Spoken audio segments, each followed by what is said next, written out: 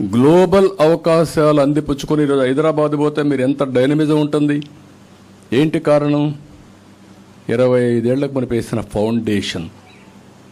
ఆ రోజు ఆ ఫౌండేషన్ వేసాం, ఆటో పైలట్లోకి వెళ్ళింది. దాన్ని ఎవడు డిస్ట్రాయ్ చేయాల. నేను వేసిన ఫౌండేషన్కి రాజశేఖర రెడ్డి వచ్చి హైటెక్ సిటీ కొట్టేసుంటే, లేకుంటే ఎయిర్పోర్ట్ వద్దనుంటే, లేకపోతే అవుటర్ రింగ్ రోడ్ అవసరం లేదనుంటే ఈరోజు హైదరాబాద్ డెవలప్ అయ్యేది కాదు.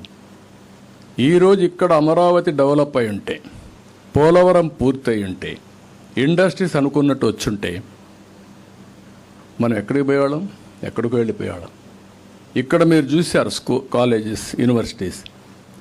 మనం ఇచ్చింది ల్యాండ్ ఇస్తే ఎస్ఆర్ఎం వచ్చింది, విట్ వచ్చింది, అమృత వచ్చింది, ఇంకా చాలా యూనివర్సిటీస్ రావాల్సినట్టు అన్నీ పోయినాయి.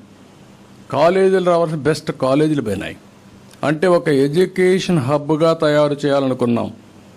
మనం గుర్తుపెట్టుకోవాల్సిన తెలుగు వాళ్ళ శక్తి ఎంతంటే, ఒకప్పుడు హైదరాబాద్లో కూడా పెద్ద పెద్ద కాలేజీలు, ట్రెడిషనల్ కాలేజీలు ఉండేవి తప్ప ఎవరన్నా చదువుకోవాలంటే గుంటూరుకు వచ్చారు, గుంటూరులో చదువుకున్నారు, చదువుకొని మళ్ళీ వచ్చేవాళ్ళు. అలాంటి వాళ్ళు ఇక్కడి నుంచి ఆంధ్రా నుంచి వచ్చి నారాయణ, చైతన్య, విజ్ఞాన్ ఇలాంటి అందరూ కూడా కార్పొరేట్ సెక్టర్లో చైన్స్ పెట్టి ఇప్పుడు ఆల్ ఇండియా బ్రాండ్స్ అయిపోయారు.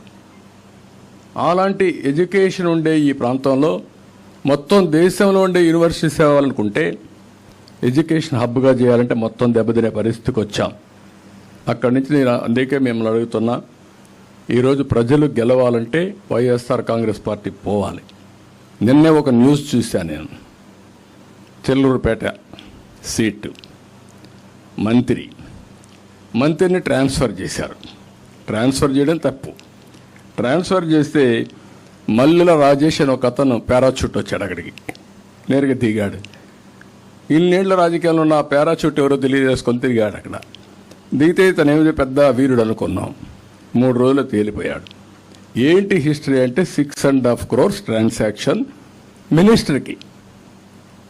నేను ఇక్కడి నుంచి గుంటూరు పోతున్నా, నువ్వు రా ఇక్కడికి, 6.5 కోట్ల డబ్బులు ఇమ్మంటే సెటిల్మెంట్ ఎవరు చేశారో ఆవిడ ప్లస్ గ్రేట్ అడ్వైజర్ సజ్జల, ఒక బ్రోకర్.